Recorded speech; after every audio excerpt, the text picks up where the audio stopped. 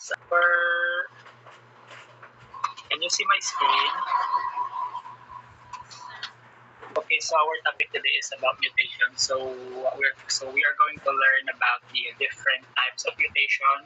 Like we have two types actually, genetic and chromosomal, and kung unsa na siya ang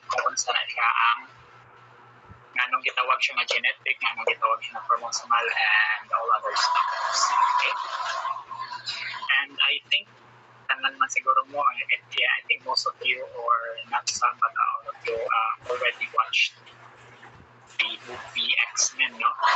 So our topic is kind of related to the movie. The only difference is that in the movie, yes, all of those things are fictitious. Meaning they are very unrealistic. So the mutation that we have here, so it is like it is the alteration of our genetic information, or sudden alteration of our genetic information that will somehow result to a different traits. Yeah, different traits. So sa atong movie nga X-Men class, diba, they are also called mutants because there are some alterations in their genetic composition. It's just that ilang alterations are killing factors, factors na telepathy and all. But in reality class, mutation, the term mutation is, yes, it is the alteration in our, or the change is the change in the genetic information, but and it can be harmful. Yeah, the mutation can be harmful sa atong lawas. Could be like neutral, meaning wala ra siya effect, murag naa ra siya diha, and it could also be beneficial. Okay, so mo na siya ang definition sa mutation. So here, a sudden and abrupt changes to the genetic material of organisms. So it occurs, of course, since it is a change in the genetic material, it will really occur in the genetic material of the cell, such as the genes, the DNA, and the chromosome. So if there are changes or alterations in our genes, DNA, even the entire chromosome, that is considered as mutation. And mutations, since this is an alteration of our genetic material or information, so these will alter the entire cell function. Paano mo alter na siya? Okay, here. So, in our genetic information, there are N bases, right? We have adenine, thymine, guanine, and cytosine. So, mauna siya ang mga N bases na to. So if there is a change in the original N bases or genetic codons, so the protein na ma-produce sa atong cell will also change, and that will alter the entire protein. But there are also some of the genetic mutations, even though the cell functions change, or the protein that was made by our cells are changed. Yes, some of it can be beneficial, some of it can be again harmful. Most of the time, no, atong hibawan sa mutation can harmful. And there are also some that are neutral, even though there are changes, yet it does not have any effects in our harmful or beneficial effects in our body. So for the types of mutation classes, generally there are two types. We have genetic mutation and chromosomal mutation. So let's go first with genetic mutation. So genetic mutation are changes, or these are changes these are changes in the N base sequence on the gene or DNA. So yeah, it's either na change siya, like ang nausab ang iyahang naayo sa N base nga nausab sa entire sequence sa DNA or gene. So in genetic mutation, there are two types. So we have point mutation, or again, point mutation and frame shift mutation. Okay, sa point mutation class, observe the kindly observe observe kaning mga letters or mga end bases nga i-akong change. So for example, this is supposed to be the original combination of your DNA and RNA. So if inani ang combination sa DNA, so i-convert nato siya into RNA, will become this one. Example siya klasa, and the protein that will be produced by these combinations are glutamine, and glutamine. In point mutation class, once as a single N basis will change or will be altered, like for example, instead of CTC ang original, nahimo siyang CAC. So the thymine was changed to adenine. Then the RNA, the mRNA codes will also change now. So instead of sa original nga mRNA mo siyang GAG, since ni alter man diri daan sa DNA pala, then ang basahon sa atong RNA will be GUG. And if mo change na ni gani class, so ang original nga protein is glutamine. Now, since there are changes on the DNA or the genetic information, so atong N bases na change, like instead of thymine na himo adenine, and instead of the adenine sa RNA na himo siyang uracil. So ang protein ma-change man siya into glutamine and adenine. Okay? Since ang GUG nga combination class, so if you remember the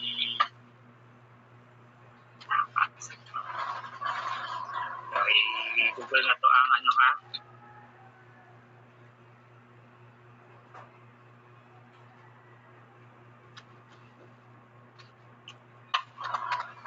So mauni siya ang mga possible codons na mag-result into protein. Mga possible proteins di ay sa kada combination sa kada codon. So if they here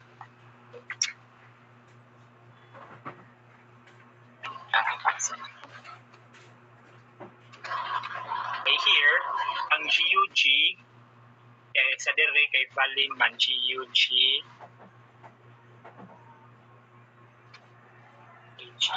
dara, that is valin. Okay?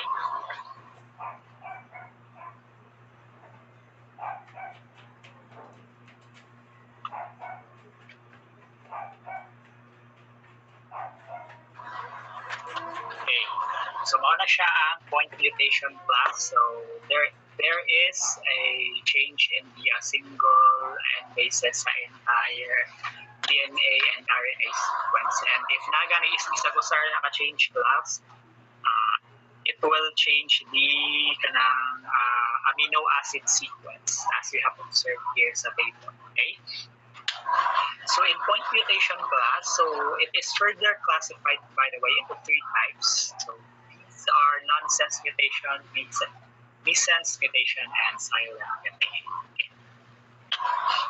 So sa nonsense mutation, okay, so now we already saw the alterations in the genetic combination, right? Instead of ACA, nahimo siyang ACT. Instead of UGA, so sa RNA, nahimo siyang UGA, right? So in nonsense mutation class, once naagani stop codon in the middle of the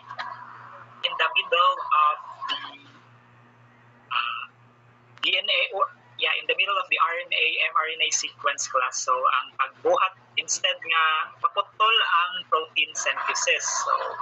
So we have the entire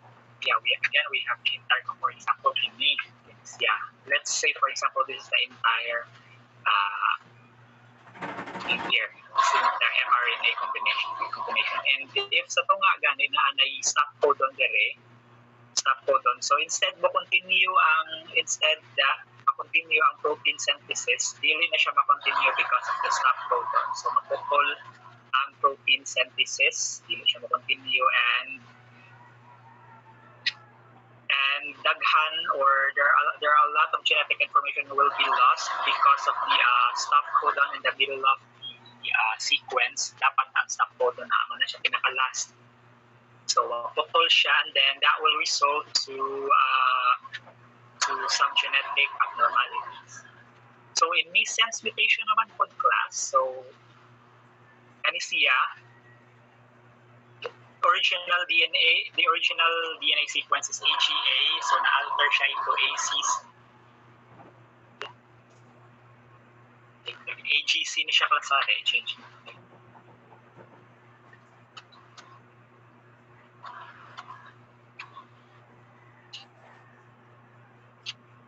Alter siya into AGC, so wait.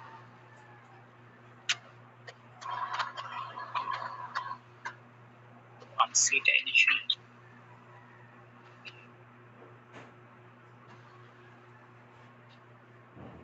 Okay, kana siya class. Since ACA dapat ang original niyang DNA sequence na atin here was changed into cytosine. Then the RNA sequence will also change, and instead the original protein that would be produced by this combination is cysteine, na-change siya into tryptophan, okay, or TRP. So, mauna siya ang missense combination class. So, the original protein was changed into a different protein. So, this example that we have here in the first table is actually a missense mutation because instead of since na-change man ang adenine or the adenine was replaced by uracil, so GUG will result to a different amino acid combination, and that is valine. So this is an example of a missense mutation, kani siya, okay? Kani the entire example. And we also have the silent mutation. So even though that the genetic or the DNA or RNA sequence was altered, but the proteins that was produced by this combination is still the same. So that is silent mutation. So more or less wala ra gyud ni siya effect sa ato ang lawas because the protein or the amino acid sequence are still the same. It's just that only the we call this one the genetic or the DNA and RNA sequence was altered. Okay. So now my question sa point mutation class. Point mutation and its classification like the nonsense, missense, and silent mutations. Yes. Di ba sa DNA is missense mutation, di ay kana ACA. Kana ang yung RNA, UGU na siya. Wait lang ha. So dapat ay hala. Wait lang sure. So gani so sa RNA ang A mahimong ang timing dapat siya. Sa RNA. So sakto lagi. If ACA gani ang DNA, UCU sa RNA, wala na. So if na-change siya into cytosine, UG sa RNA, UGG ginamit na siya. Ay, ang partner man aning cytosine is guanine man, di ba? Ang kaning sa RNA, sir, kanina ACA, di ba? Ang Kine? kana upper ana. Kine? O kana. Kay ACA man. Ano UCU na siya, sir? Kay ACA man dire sa DNA, so UCU siya sa RNA. Ang sa cytosine kay guanine? Ayaw pagtanaw sa from here to here. Tanaw ka from left to right. Pag-convert. Since ACA man siya, so yung sa cytosine, sir, ba? Inilagay? Ini man kaha? Panin na pag nasa RNA na, sir? May pata pa ha? Mao ni siya inyong pasabot. Diba? Nangutana mo if nganong na UCU. Ay, okay. Ano na? Wait lang. Kini. Ini, right? So, dapat sir. G ni siya. Sorry, dahil hindi pasabot. Yes, sir. Okay. Sir. So, typographical error or sa mo na siya ACA, so sa RNA UGU. But then ako change. So if mo-alter na siya since ACC, mahimo siyang UGG. Okay? Sa ako na siyang alteration kaning diri sa utos. Then yung protein ang amino acid mo change from cysteine to tryptophan. So, napamoy laing question na typographical error in the people mo. Wala, sir. Wala ra. Okay. So again, class, if nonsense mutation, if in the middle of the DNA or RNA sequence, na siya stop codon, then that's nonsense mutation. And missense mutation, if there is an alteration in the genetic information, then the protein or the amino acid sequence, a single amino acid sequence will change, then that's missense mutation. And for silent mutation, even though there are alterations in the genetic information, and the protein or the amino acid sequence will not change. UGC is ang UGC nga combination kay produce man siya cysteine na amino acid. So, muna siya ang silent mutation. Okay, nakasabot ra? Yes, sir. Okay, so next we have the frame shift mutation. So in frame shift mutation class, there is like na ay mga extra na amino acid. So there are amino acid or nucleotides that are ni-insert sa original na DNA, sa original na genetic sequence or DNA or RNA sequence, and naapoy mga nucleotides na nawagtang or na-delete or nawala. Okay, like for example here.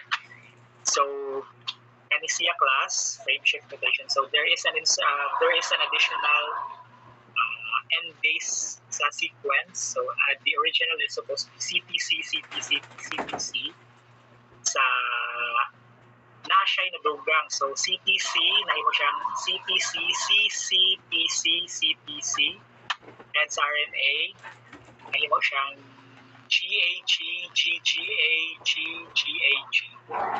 And again, class, since si tRNA magbasa ganyan siya codon is nag-follow naman, diba? Like, so, yeah, your tRNA will read codons in a by-free sequence. So, ulahi ang iyahang, so the amino acid sequence will change because sa pagbasa ani sa tRNA kay naan naman GAG, GGA. Because of the that is due to the extra N base nga na-add sa atong sequence. So instead, the original protein should be glutamine. Nahimo siyang glutamine, glycine. So that is one example of a frame shift mutation.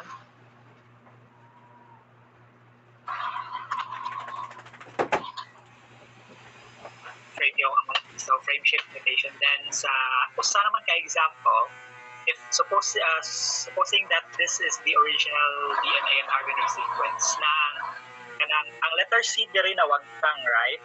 So ang letter C diri na wagtang, so naa siya deletion na itabo, then it will change again the entire amino acid sequence. Since ang basahon naman sa inyong tRNA kay GAG, AGG.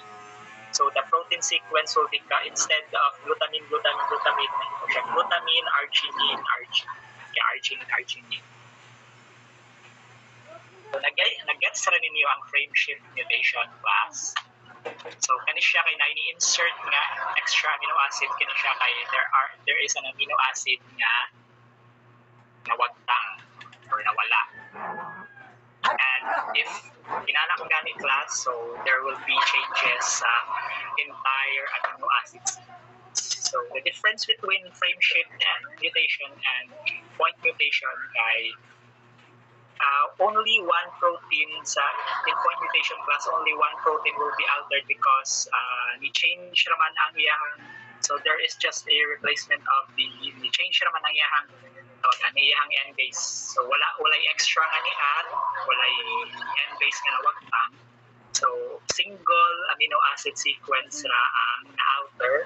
But even though the amino acid sequence, single amino acid lang ang altered class, it will still change the entire protein structure. Then sa frame shift, sa frame shift class, since there is a insertion and deletion of an amino acid, so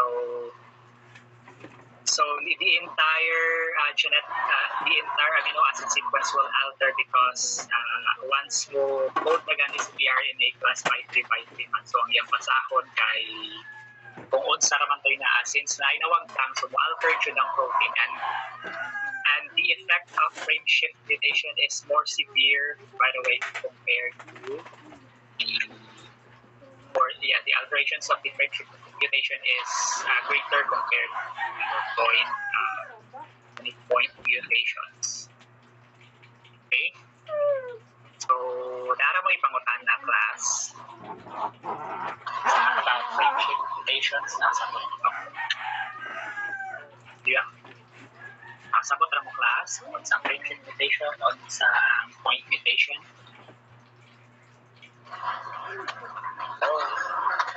Yes, sir. Brado?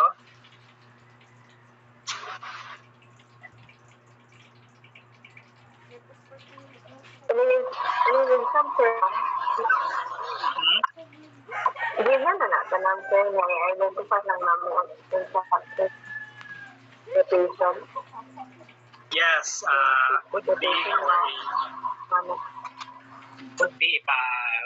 hatag ko ngayon ang pasyon, like identify kung hindi mo sa yung RNA sequence and tawagan ko kung sa siya nga type sa mutation, or we hatag din akong DNA and RNA sequence pati protein, then identify na ako ang kung sa siya nga type sa mutation, either frame shift mutation or point mutation, or either silent, sense, and nonsense mutation. Okay?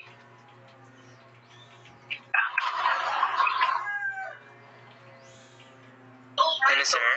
Yes, hello. So pagbasa nila sa protein, sir, kanang ibay 3 lagi hapon ni siya, then ang end niya silbi mawa. Ibay 3 ra jud ka magbasa sa protein. So kung naay masubra gani nang wala siya labot. Kung naay nasubra na usa. Nakabantay ka dire Yes, sir. Nang nakabantay ka GAG, AGG, AGG. Naay sobra no AG. So nang wala na siya labot sa pagbasa. Sige sir. Na panihila man ko dyan na sir, nang ako na lang sabot. Ang internet ba na yun. Sige, salamat. Okay. So, mauna to siya class ha. If wala na may question, let's proceed to chromosomal mutation. This mutation class involves the alteration of the total number of chromosomes or in the structure of the chromosome itself. So, sa chromosomal mutation, so if there is, you remember that the total number of chromosomes consists is only 46. So, kung mahimo na gani siya 47, ang chromosome, or siya 45, then that means chromosomal, and that we can classify that mutation as chromosomal mutation. Okay? So another type of chromosomal mutation is that if there is a change in the structure of the chromosome itself, then so that is also called as a chromosomal mutation. So there are two types of chromosomal mutation, by the way, class. We have the chromosomal aberrations and aneuploidy. Okay, so let's discuss this one by one. So chromosomal aberration is the destruction of normal chromosomal structure. So mauni siya ang original na chromosomal structure class. So if there are alterations na gani sa original na chromosomal structure, like for example, kani siya nga trait ha, kani siya nga trait. Ubalhin gani siya diri sa babaw, or kani siya nga trait mawagtang, or kani siya nga section of the chromosome will be removed, then we can call it as a chromosomal aberration. Okay, so there are under chromosomal aberration there are 5 types. We have deletion, insertion, duplication, inversion, and translocation. Class. So this diagram shows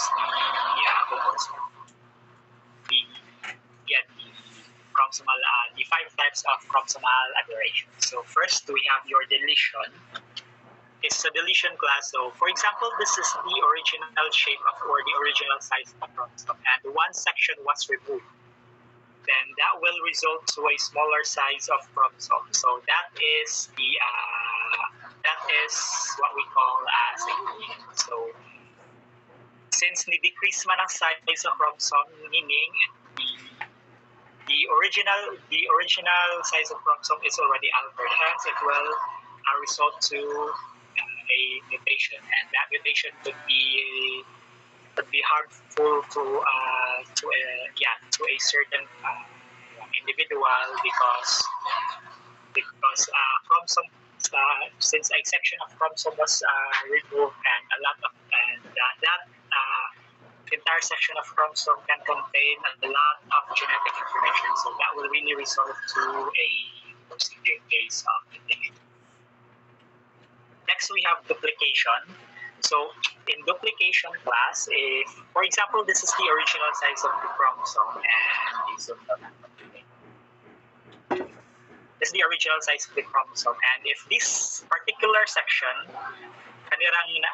kanang shaded or color blue, will be, kung naay extra kain-ani sa chromosome then, or will be duplicated, for example, so result siya into a bigger chromosomal size, then that will also result in mutation class. So the mutation could be harmful as well, since na may extra genetic information na na-add sa original size of chromosome. So it could be harmful, or it could also be beneficial to the organism. Next, we have an inversion. So inversion class, so as you have observed, okay, so this particular trait right here and this one nabali sila or nag-interchange. So as you have observed, so this so mao ni siyang original, mao ni siyang altered na ha. So kani siya class, nabalhin siya dire sa ubos, and then kini siya nga naasa na check na sa ubos, nabalhin siya sa taas. So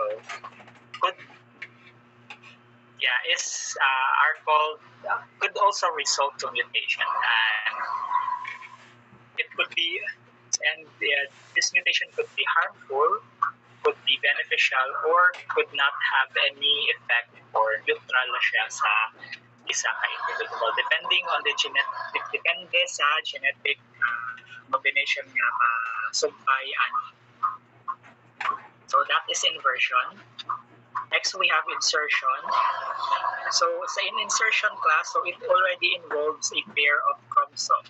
So here, if a certain section of the first pair of chromosome was inserted to its pair, so the size of the pair of the chromosome number of the pair number 1 will decrease, and its pair, the size of the chromosome of its pair will also increase. So kini mo decrease ang size, kini mo increase ang size, so that is inserted. Because again, this trait, okay, so this particular section that we have in our chromosome was transferred to its pair, or to a different chromosome, and this will result to severe abnormality as well, because the entire pair of chromosome was altered. So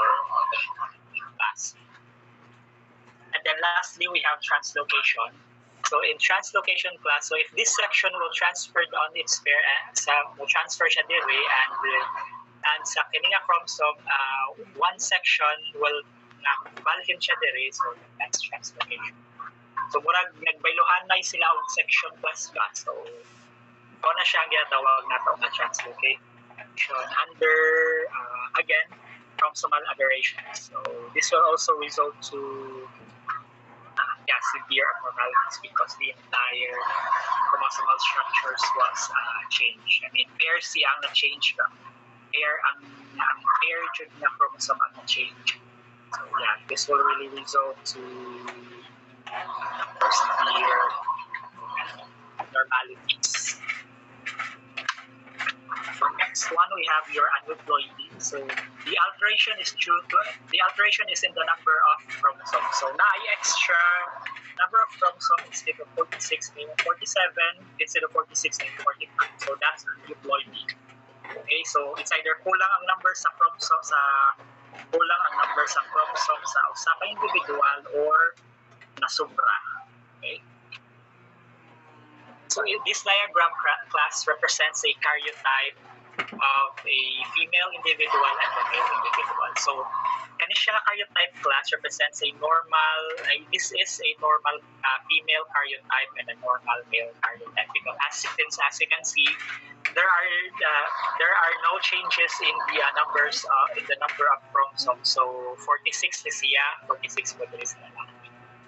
And if nanagay na extra class, like for example here, so 47 na ang total number of chromosomes instead of 46 because in chromosome number 21 has one extra number of chromosomes. So instead of duha na siya sa chromosome number 1, himo siyang tulo. So this is an example of an aneuploidy. Okay? Because again, extra number of chromosomes sa chromosome number 21. So this disorder is called a Down syndrome class. If an individual has an extra number of chromosomes sa chromosome number 21, then that individual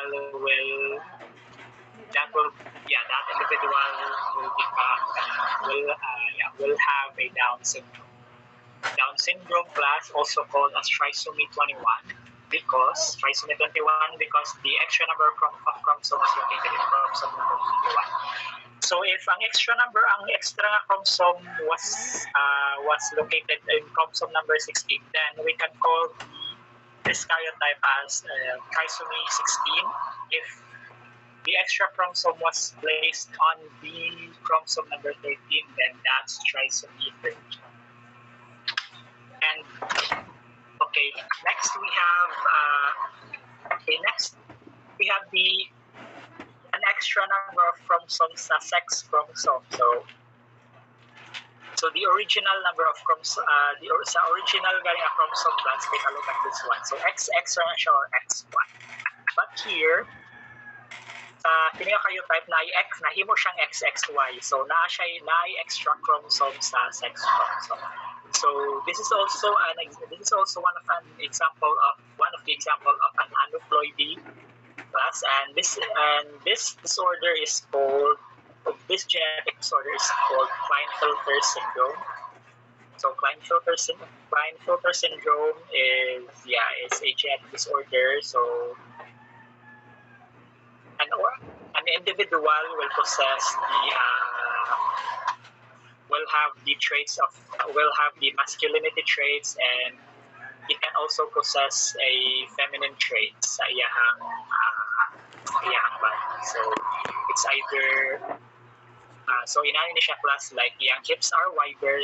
He is originally male jud ni si individual but then he has a face, so he will have the masculine characteristic, like for example iyang nasa beard, na siya yung mga hair sa iyang dughan or sa baliha. Then sa iyang feminine characteristics is like enlarge ang iyang chest, then wide iyang hips, and pubic hair patterns are sa babae or feminine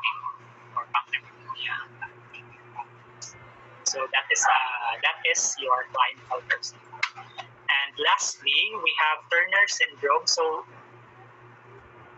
instead nga and XX chromosome instead XX chromosome ni siya ang sex chromosome plus X0 siya because only one X chromosome can be found on the entire karyotype. So this will result to Turner's syndrome. So again, this is an example of these three are an example of okay, so or the alteration in the number of individual. Okay. Sabot ra mo class sa chromosomal mutation. We have also especially diri sa inanimate or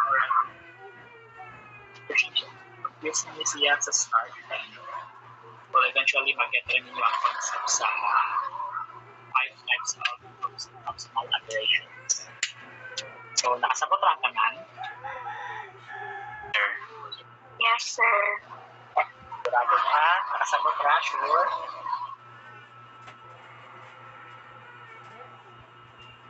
Okay, since wala na may question, then okay, let's proceed to the last part of our discussion. So what do you think causes this? Mutation class can be caused, there are also natural causes in mutations class, like for example, during DNA replication. So errors sa deletion and insertion sa mga amino acids, so it can also cause mutation. And another cause are your mutagens. Of course, this is very common. So your mutagens can be physical, such as radiation and heat. So these plasmas, especially the radiation, this can alter the genetic composition of a certain individual. Okay, with the chemicals such as teratogens. So teratogens class are teratogens class, this will have a harmful effect sa mga baby nga napasabihan sa ilang mama. So for example, if a mother is drinking alcohol, doing drugs, smoking cigarettes while being pregnant, so the chemicals that can harm the fetus are called your teratogens. And mutagens can also be biological. Okay, so we have your viruses and bacteria which can alter the genetic information of our health. Okay, so to summarize everything, so again, class mutation has two types. We have genetic and chromosomal. So in genetic class, so this is in the alterations in DNA or gene. So that will result to a defective meaning o change ang amino acid sequence if na ay mga changes sa genetic information or na ay mga nasubra na end bases, na ay mga nawagtan, na ay mga changes sa end bases. So that will result to a defective protein synthesis sa atong cell class. And then we have chromosomal. So chromosomal again is classified into two types. We have chromosomal aberrations and aneuploidies. So chromosomal aberrations is further classified into 5 types. We have deletion, or a section of the chromosome was being removed.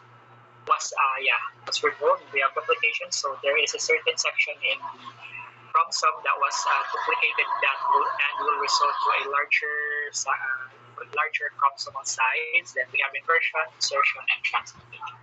And for aneuploidy, so it could occur in our autosomes, such as your Down syndrome or trisomy 21, in which there is an extra number of chromosome in the chromosome number 21 in the autosomes. And for sex chromosomes as well, like your Klinefelter syndrome and the Turner syndrome. So Klinefelter syndrome, there is an extra X chromosome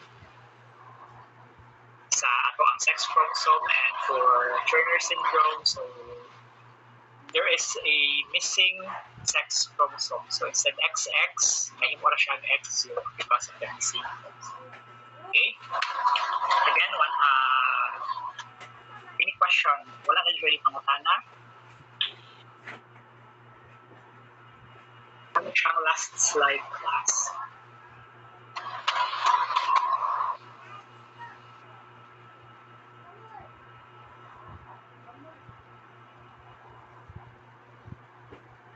question?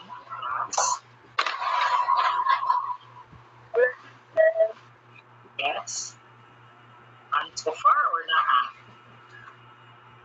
Sige bitaw para ma-sure na ko ang gets mo ang na.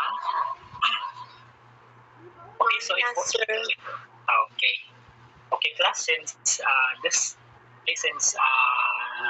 wala na may questions, so kindly check later on na lang sa Google Classroom na sa I will post. If when I'm okay, later na tika to bagon since wala na may question again about sa topic, so kindly check your Google Classroom later on class. I will be posting mag-post ko activity dito about sa inyo ng topic. Okay, so check niya ninyo later on, and I will also send the PowerPoint presentation used sa I will also send the PowerPoint presentation na atong gigamit sa discussion later on sa Google Classroom and sa pa. So makaula to siya. And then class, again, reminder, kapag wala pa nakasubmit or nakahuman sa mga activities, kindly kumana na ninyo para makuman akong pang-check. Kasi uban na wala nakasubmit. So, di na ako ma-turn in kanan. Di na ako ma-turn in or babalik ninyo yung mga scores kung uban. Kung sa uban na wala pa nakasubmit. Okay, what if pangutan-anay, kasi magpangutan-anay niya ko din ba kung sa budget ang answer or what not, diba?